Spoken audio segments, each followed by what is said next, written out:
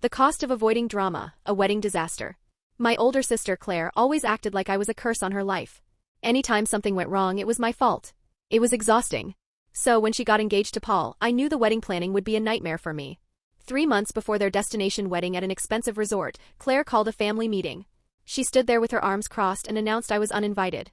She explained that she needed to avoid drama, and claimed I was dramatic and chaotic, citing that I wore an attention-grabbing red dress to her engagement party and laughed too loud at her shower. "I'm not risking my actual wedding day," she declared. "My parents didn't fight for me, they had already agreed."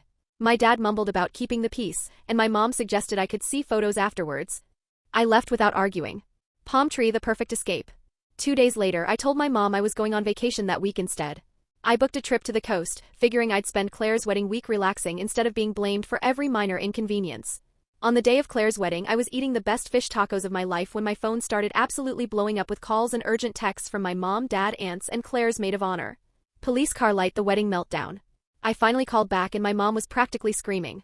The wedding was a complete disaster. The resort had overbooked and given away half of Claire's guest rooms, leaving 40 people stranded. The catering company had only prepped for 80 people instead of 160. The wedding planner had quit that morning after Claire screamed at her. "That sucks," I said slowly. "But what does this have to do with me?" "You need to come help," my mom snapped. "This is family. Claire needs you." I laughed and hung up, reminding her that I was literally on vacation because I wasn't invited. My dad called next, trying the calm approach. I told him Claire specifically didn't want me there to avoid drama, and it sounded like they had plenty of drama without me. Then Claire herself called, crying. "Please," she begged. "Everything's falling apart and you're good at fixing things. What do you want me to do from 3 states away?" I asked. "You could wire money," she said. "The catering company wants an extra $5,000 to make more food on short notice, and we need to book hotel rooms." I was stunned. "You want me to pay for your wedding disaster?" "It's family money," Claire insisted. "We'll pay you back." She quickly started yelling, calling me selfish and cruel for punishing her for one little decision.